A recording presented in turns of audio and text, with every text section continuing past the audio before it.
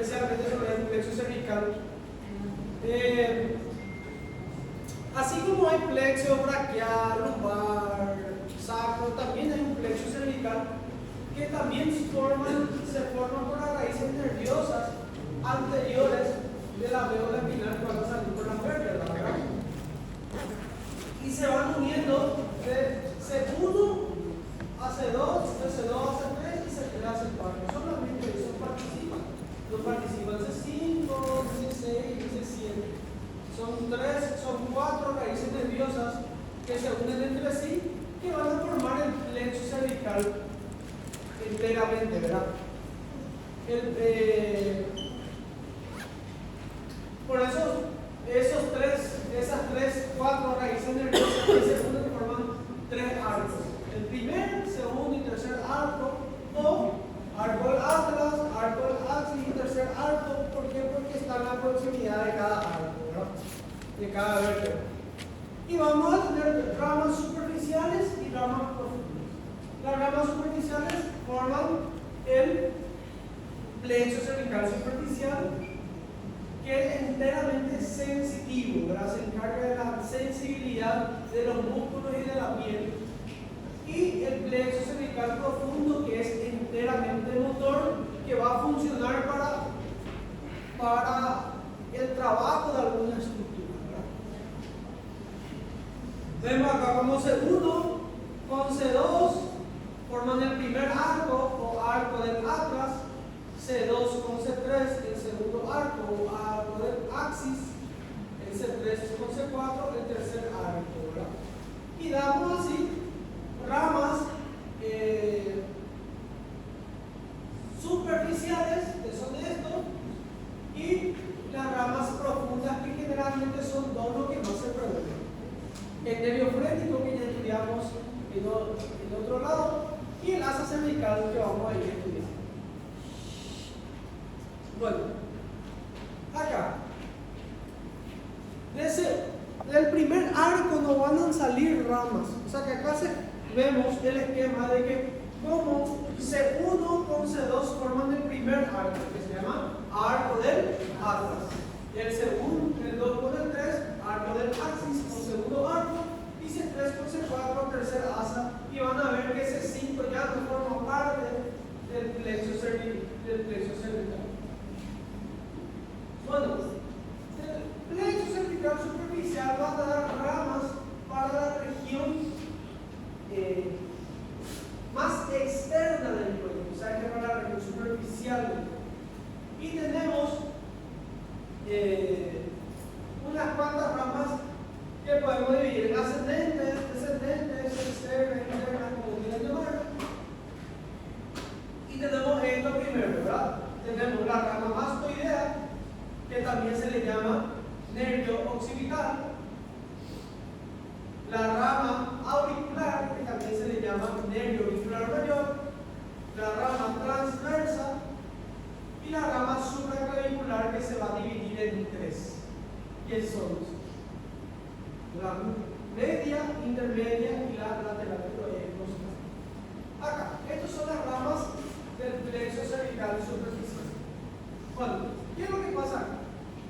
Ven acá este lugar, entre el punto medio del borde posterior del esternocleidomastoideo es donde van a emerger esos nervios.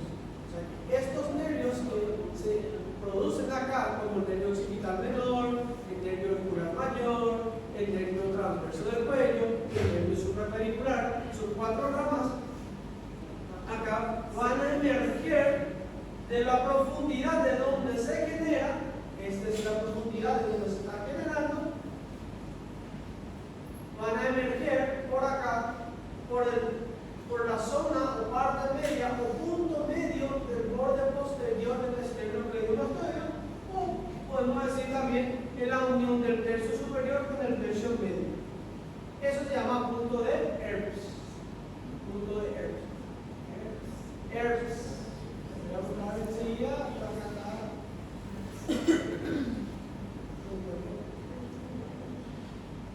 Punto de Erbs.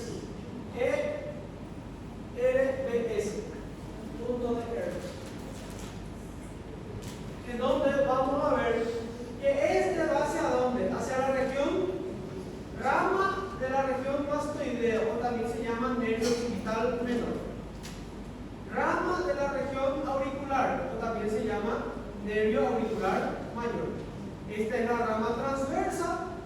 una rama supraclavicular que divide en tres ramas. La rama para la región external, la rama para la región supraclavicular propiamente dicha y la rama para la región acromial, incluso un poquito más alta. Entonces, esas son las cuatro ramas principales del plexo cervical superficial. Vuelvo a repetir.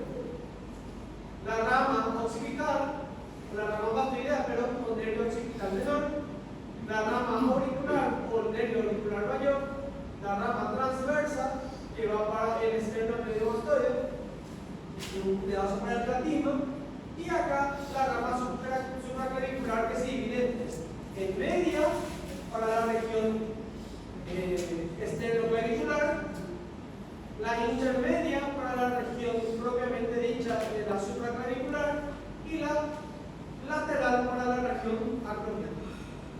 ¿Ven que están cómo se llama esta vena acá? La externa. La de proximidad de la vena yugular externa.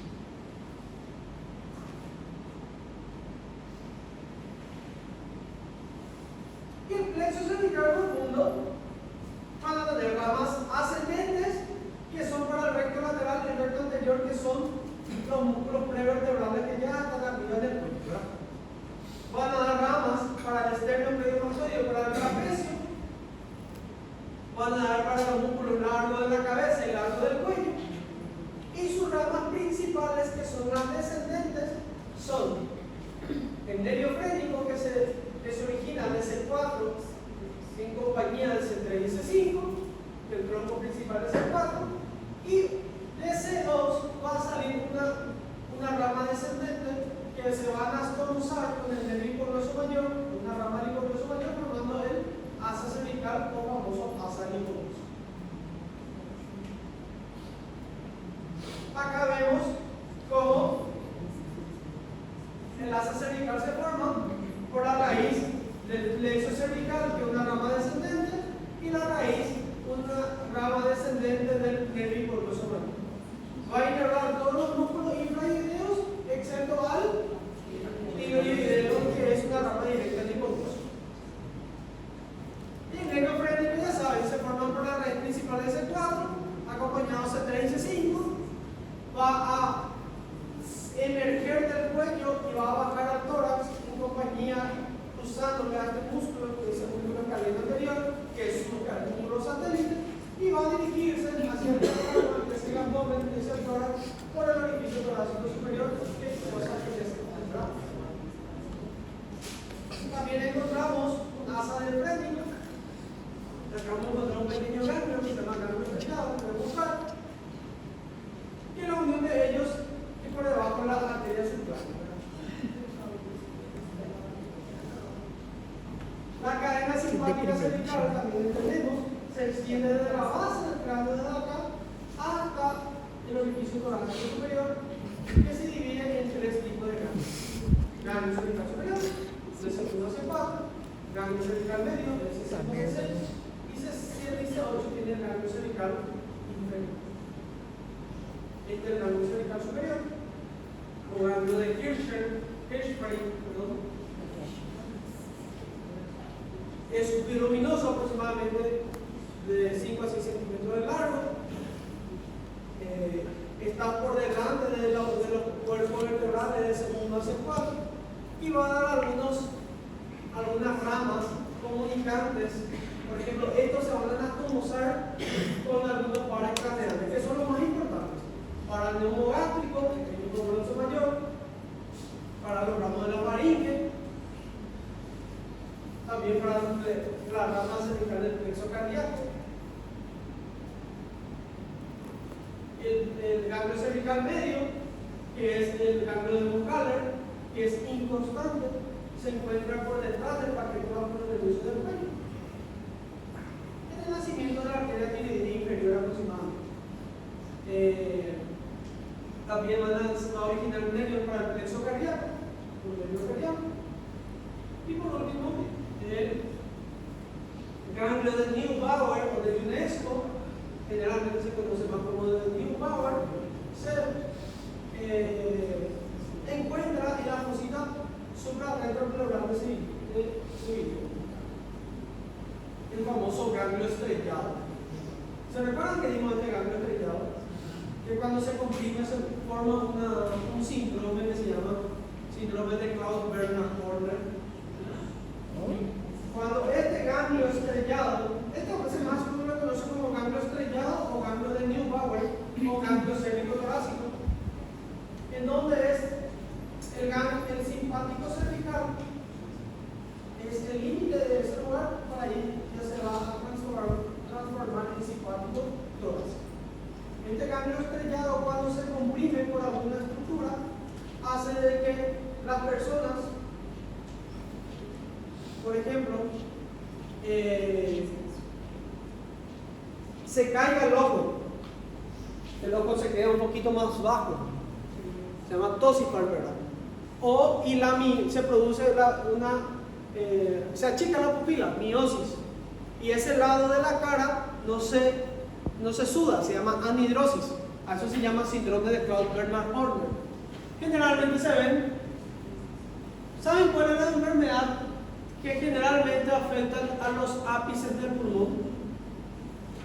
Tuberculosis. ¿Claro que es la tuberculosis? Sí. La tuberculosis es un bacilo, ¿verdad? Bacilo de Koch. La tuberculosis, bacilo de Koch. Como es un bacilo que le gusta mucho el aire, ¿en qué parte del cuerpo hay más aire? En la cúpula pleural. En el pulmón, en la cúpula pleural. Entonces eso produce una caverna, se destruye, se llama gasificación. Muchos van a ver esas cosas en la anatomía patológica. Y eso hace que sea grande la cúpula pleural. Y eso comprime el ganglio estrellado y produce ese síndrome que se llama Claude-Bernard-Horner. Mirándole a la persona, uno ya identifica que es el Claude-Bernard-Horner.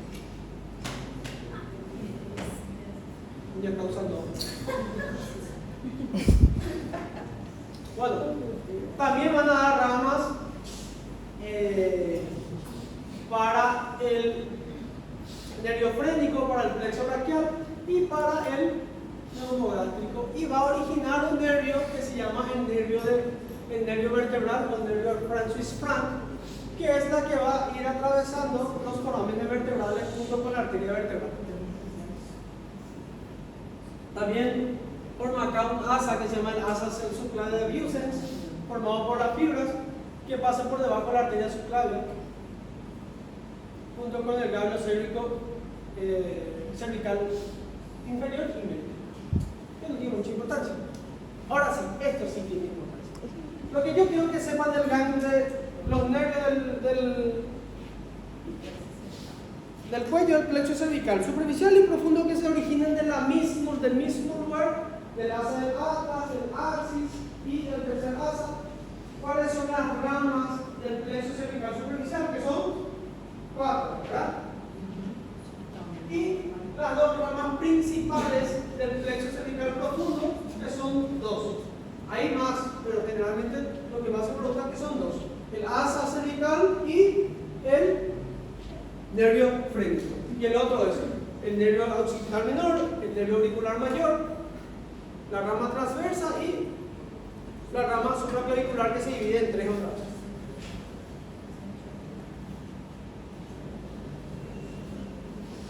Plexo cervical es el plexo más fácil de hecho. Al plexo cervical superficial van a estar envueltos por una fascia. ¿De cuál fascia va a estar envuelto? La fascia cervical. ¿Y el plexo cervical profundo? Por la fascia profunda. Vamos a hablar de la glándula tiroides, que es una glándula muy importante, que es una glándula de secreción endocrina. ¿Qué significa secreción exócrina y endocrina? Ya dimos eso cuando dimos página, ¿verdad? Eita, caray. Endocrina significa que produce hormonas. Y las hormonas se secretan, no se excretan, se secretan. Significa secreto, y el secreto se mantiene guardado, ¿verdad? O sea que se va solamente hacia adentro. ¿Dónde se va hacia adentro? Hacia las venas, hacia las arterias. Van a producir sus hormonas para vertir ¿en dónde? En el torrente sanguíneo. Eso se llama secreción. Y excreción es cuando van a excretar y van a salir por una luz, por ejemplo, por el duodeno, por la boca, por los bronquios, etcétera, etcétera. Bueno, ¿esto cómo se llamaba? Cartílago tiroides, ¿verdad? Y acá había un hueso que se llama hueso.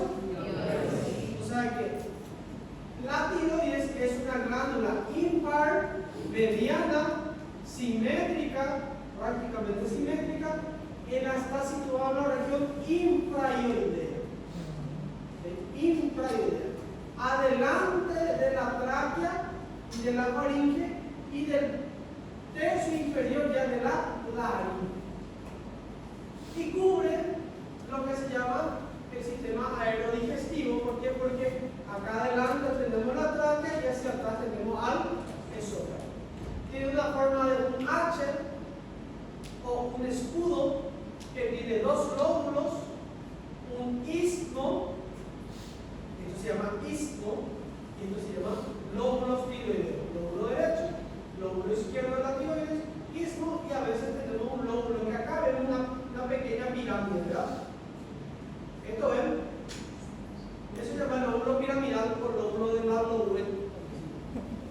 Acá se ve como en algunas personas este lóbulo es bien marcado, incluso llega hasta el borde superior del cartílago de la tiroides.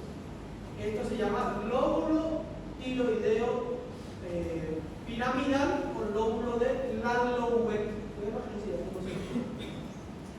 Acá en un corte transversal vemos cómo la tiroides cubre casi la totalidad de la tráquea y un poquito del esófago. ¿Sí? Y entonces, ¿cómo se llamaba este lugar? Ángulo traqueosofágico se llama. Izquierdo y derecho. Traqueosofágico. Muy importante, vamos a ir. Cada lóbulo tiroideo tiene una cara anterolateral, tiene una cara posteromedial y tiene una cara posterior. Entonces, una cara anterolateral, posteromedial y una cara posterior. Entonces, tiene tres bordes. Tiene un borde anteromedial, tiene un borde, dos bordes posteriores. Y tiene dos polos que es lo más importante, polo superior y polo inferior. Generalmente cuando ven la ecografía de la tiroides van a ver que la ecografía dice se observa nódulo tiroideo en el polo superior del lóbulo derecho. Eso es lo que tienen que ir. Entonces la cara anterolateral, la cara posteromedial y la cara posterior. Anterolateral, posteromedial y posterior. La cara posteromedial, pero la cara posterior es la que va a estar en relación con el paquete vasculonervioso del cuerpo. La cara posterior es la que va a estar en relación con un nervio que fue la casa original, que se llama el nervio recurrente, no es esa original, que es capaz de trasladarse. Y la cara anterior es una que está adosada a los núcleos infraídeos. Bueno, acá vemos el polo superior, que cubre un poco el aspe inferior, incluso del inferior, un poco del borde inferior y la aspe inferior del hasta menor del cartílago tiroides. Y el polo inferior que está entre el quinto y sexto anillo traqueal.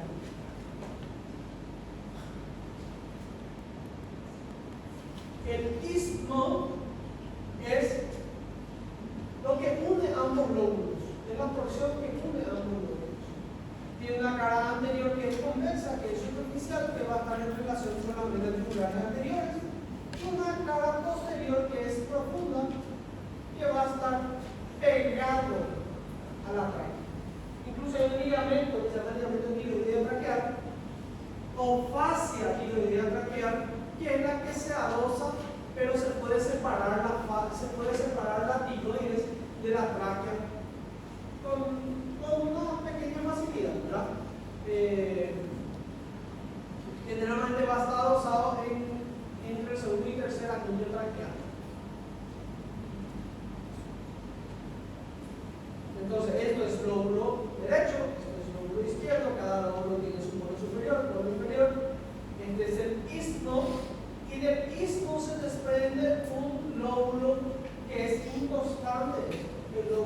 piramidal o lóbulo de la lobuleta. Lóbulo de la lobuleta, que se desprende del borde superior de la glándula, del istmo de la glándula. El borde inferior es cóncavo, está en relación con los anillos traqueales, y acá es donde se hace la traqueostomía, por debajo del lóbulo del borde inferior del istmo, de este borde. El lóbulo de la lobuleta es un vestigio de un conducto quironoso, y eso van a ver con la embriología,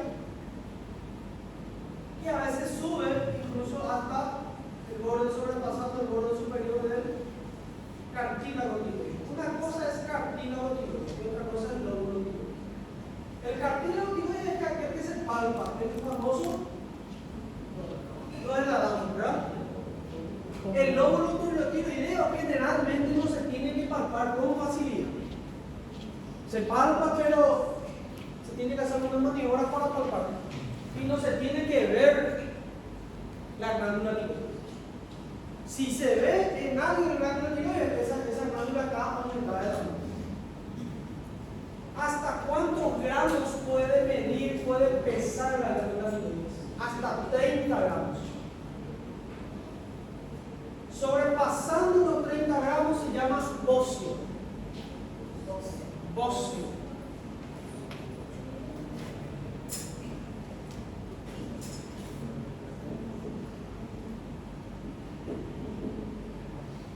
Bocio. ¿Hasta cuánto? Hasta 30 gramos. Se considera la glándula aumentada de tamaño ante cualquier situación superando los 30 gramos, se lo considera bocio. Y acá se puede producir de que la glándula todas aumente de tamaño, se llama bocio difuso, porque difusamente aumenta de tamaño. O se produzcan algunos nódulos, se llama bocio nodular. Doutor, você pode repetir eu entendi o bócio e o bócio difuso, você pode repetir? Bocio difuso es cuando toda la glándula está aumentada de tamaño. Y nodular es cuando está aumentada de tamaño y en peso porque hay un nódulo, ¿verdad? Por ejemplo, si acá hay un nódulo, eso va a hacer que la glándula aumente de tamaño. Y en algunas personas se ve eso, se ve que sí, millones de nódulos. Uno se llama nodular y otro se llama fisiológicamente, los nódulos, vamos a hablar un poco, los nódulos tiroideos son nódulos anormales, ¿verdad? Que pueden tener células tiroideas o pueden no tener células tiroideas. Cuando tienen muchas células tiroideas, ¿qué va a pasar? Acá ya hay mucha tiroides, muchas hormonas tiroideas. Esto van a producir más hormonas. Entonces, ¿qué va a producir? ¿Qué va a hacer? Hipertiroidismo. Ahora, cuando esto no produce, puede ser que no sea, que sea eutiroidismo, significa que sea normal, que no pase nada, o que afecte la función de la glándula hipotiroidea. Lo que más es frecuente es que sea normotiroideo, eutiroideo, que no produzca hormonas. Y el difuso, ahí, cuando aumenta de tamaño difusamente, generalmente se ven por enfermedades autoinmunes. La glándula se ataca sola por algunas células que se atacan solas.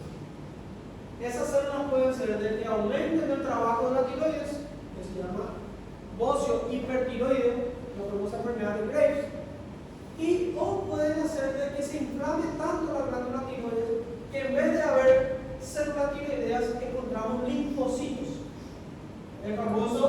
La famosa tiroiditis linfocitaria de Hashimoto, que es si no hay hormonas tiroideas, si no hay células tiroideas y los linfocitos no ocupan el lugar, ¿qué va a pasar? Va a disminuir la secreción tiroidea, la que se llama enfermedad de Hashimoto o tiroiditis linfocitaria de Hashimoto, que es un hipotiroidismo. Ambos son enfermedades autoinmunes. Autoinmunes significa que el cuerpo se ataca solo.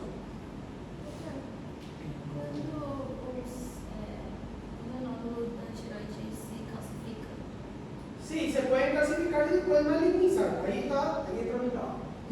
¿Verdad? La famosa, el cáncer de tiroides.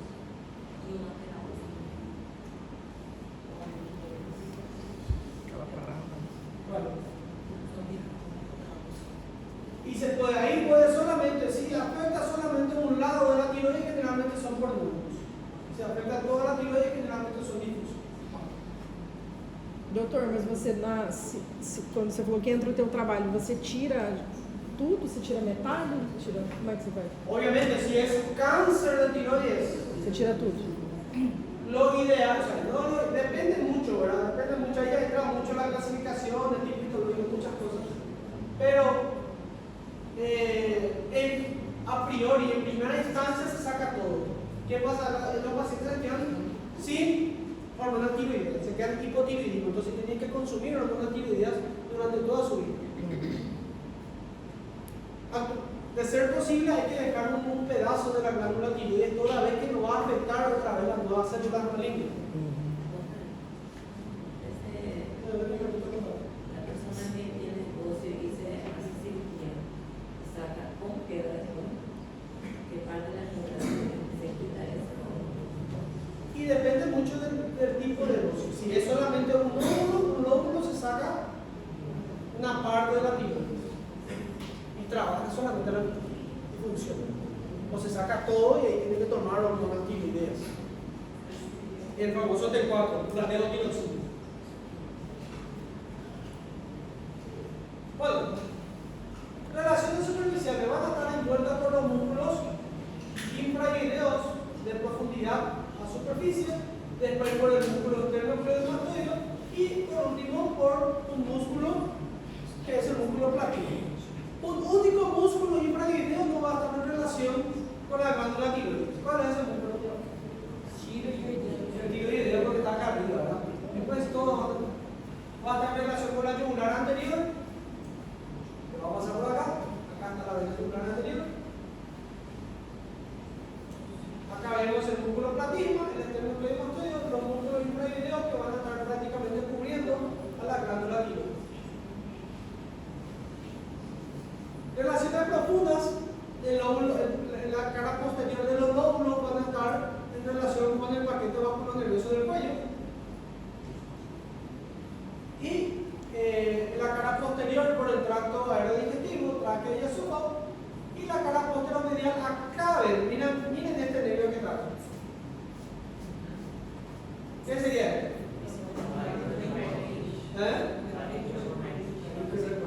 Oye, laringe recurrente. Acá. Y del lado, el nervio laringe recurrente del lado izquierdo está en el ángulo traqueoesofágico principal. ¿Ven? Está por detrás de esta arteria, que va a ser la arteria. Esta arteria. La arteria tiroidea superior. Sí. Y del lado derecho está el nervio laringe recurrente, está por delante de la arteria tiroidea superior. Esta es la relación principal que nosotros tenemos que tener en cuenta cuando vamos a disecar la glándula tiroides para no cortar el nervio laringe recurrente. Y el laringe recurrente, vamos a ver enseguida, se encarga de mover las cuerdas vocales. Aparte de dejarle sin voz, no se puede mover la cuerda vocal y no puede respirar, ¿verdad? Entonces tenemos que colocar una traqueostomía. Difícil situación. Bueno, arterias. ¿Cuáles son las arterias que van a irrigar a la tiroides? Son dos principales. La arteria tiroidea superior, que viene de dónde? De la carótida externa, la primera rama de la carótida externa, y la arteria tiroidea inferior, que es el tronco tirocervical de la arteria subclavia. Y hay una arteria inconstante que se llama arteria tiroidea IMA o arteria de Neubauer, que viene directamente a veces de la aorta o del tronco brachiocefálico, el tronco arterial brachiocefálico. ¿Cuál es el problema con esta arteria? Que asciende por la cara anterior de la tráquea. Y si hay necesidad de hacer una traqueostomía, al cortar esto, sangra como condenado, ¿verdad?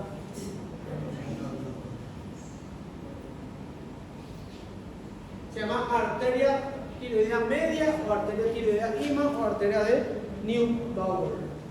Neubauer tiene muchos nombres acá, ¿verdad? Bueno, acá vemos cómo la carotida externa, ven acá por dónde va a ir la carotida tiroidea superior. Va a entrar a través del polo superior de los lóbulos tiroideos. Y la arteria tiroidea inferior va un poquito más por la cara posterior, pero en el polo inferior del lóbulo tiroideo. Ahí en el cadáver,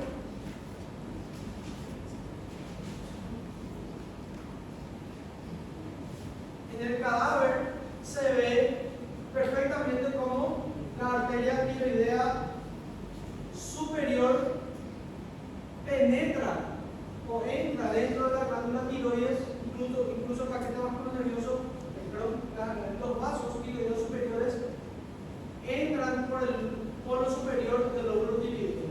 La semana pasada, el que tuvo práctica conmigo, vieron que acá está.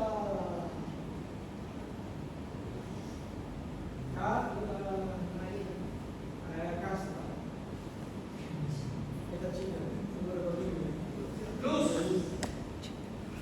Luz, no me la toca. Ya, Gabriela. Bueno, acá.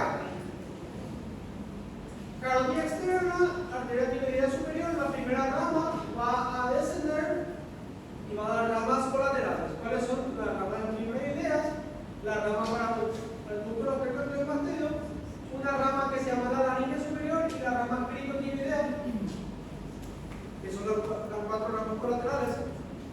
Esta es la laringe superior que va a perforar la membrana tiroidea. Eso recuérdense. Los vasos laringes, nervio y arteria laringe superior es la que va a perforar esta membrana que se llama membrana tiroidea. Siempre se permite.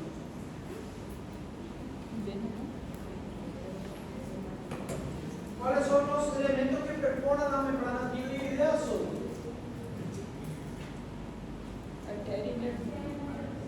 laringe superior, el nervio laringe superior y la arteria laringe superior. En realidad es una rama de laringe superior. Ya vamos a ver si una rama del nervio laringe superior a la que va a perforar.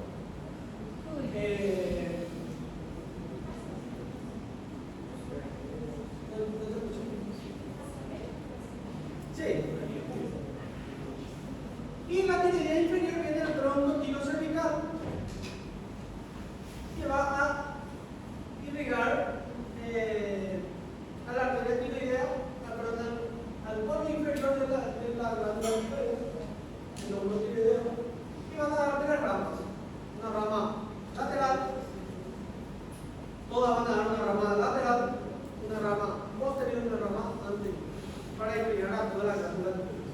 Cuando vamos a sacar toda la glándula tiroidea, cuando vamos a sacar todo el lóbulo, sí o sí tenemos que buscar el tronco, acá en donde justo van dando las terminaciones, las ramas terminales de la tiroidea acá y acá.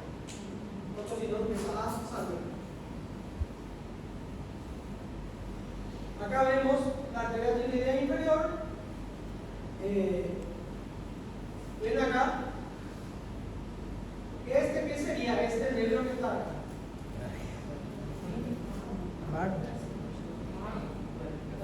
Muy bien. El médico es este.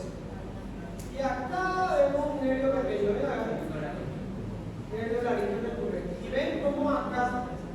Yo te veo bien. Está en íntima relación con los vasos tiroideos, pero acá en este caso la arteria tiroidea inferior, ¿verdad? La arteria tiroidea inferior pasa por delante de los nervios laringe recurrentes.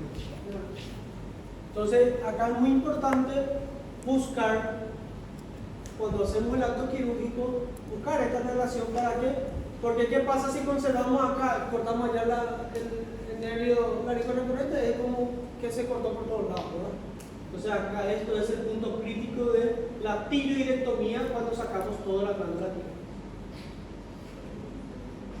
En una vista posterior, vemos cómo este sería del lado derecho, esto sería del lado izquierdo, cómo las arterias, ambas arterias van a pasar por delante nervio laríngeo recurrente, y la arteria tiroidea inferior da una rama que le cruza por dentro, del lado derecho. Las venas son tres venas que vamos a encontrar: la vena tiroidea superior, la vena tiroidea media y la vena tiroidea inferior. La vena tiroidea superior va a formar parte del tronco tiro limbofaringofacial o vena facial común. La vena tiroidea media directamente va a la vena yugular interna y la vena tiroidea inferior va a la vena brachiocefálica. La única que está acompañada por su propia arteria del mismo nombre es la arteria tiroidea superior. Es la que se ve en el cadáver como puntitos bajan a través del bolo superior del cada lóbulo tiroideo. Van a estar vascularizados, tienen su irrigación linfática. ¿Qué grupo ganglionar encontramos acá? No, acá adelante. ¿Cómo se llama? ¿Qué nivel ganglionar? De acá para abajo. Todo lo que hacia adelante. Nivel 6. 6. Todo el nivel 6. Que son los prelaringeos, pretraqueales. Todo lo que está por delante del esternocleidomatoideo y por debajo del hueso hioides. Todo es el nivel 6. Va a estar inervado por el nervio vago a través de sus nervios laringeos y el tronco simpático.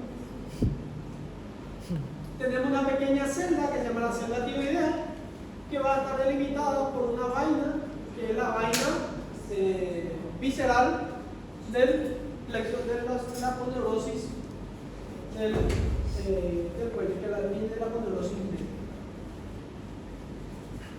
Y por detrás, en la cara posterior de cada, la cara posteromedial de cada lóbulo tiroideo, vamos a encontrar algunas estructuras bien pequeñas que están prácticamente pegadas a la tiroides. Parece que entran dentro de la tiroides, que se llaman las glándulas paratiroideas.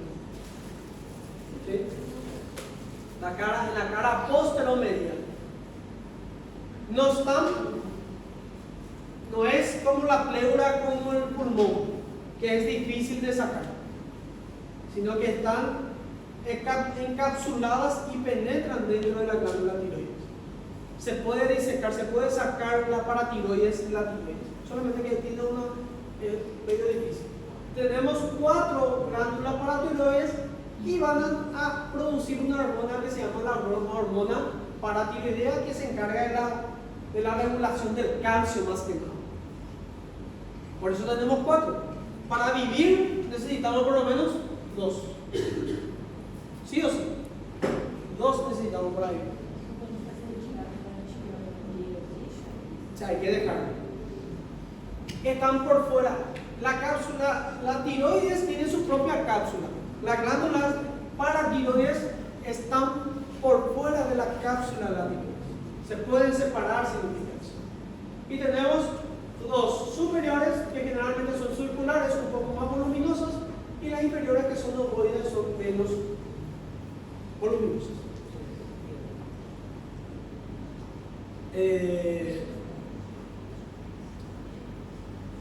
Está a veces la coloración de la glándula paratiroides es un poquito más amarilla que la glándula misma. No es tan igual la coloración, es un poquito más amarilla, por eso se le puede distinguir, parece una grasa.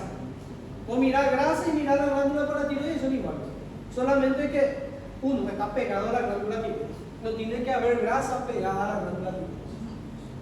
Las glándulas paratiroides superiores están cerca de la arteria tiroidea superior y cerca de la vena tiroidea superior, y las paratiroides inferiores están cerca de los vasos paratiroideos, los vasos tiroideos inferiores. ¿Este qué lado es? ¿Lado? ¿Dentro del lado? ¿Esto qué es? ¿Y este? ¿Nervio? ¿Este? ¿Y este?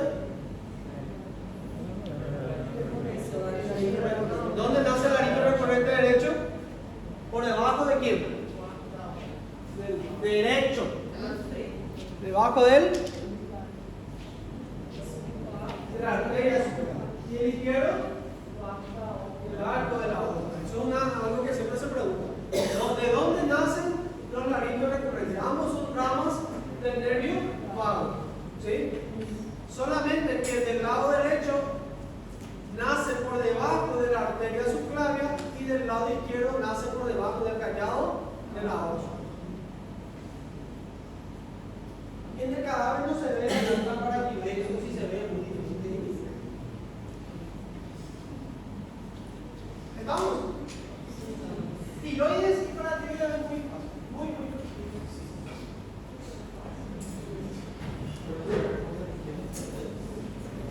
Arcos faciales, no, arcos faciales son arcos sobre el bicho embrionario donde O Jack, você tá no CFC?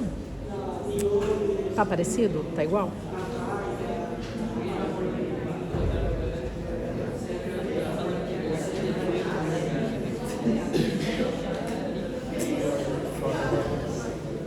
Hã?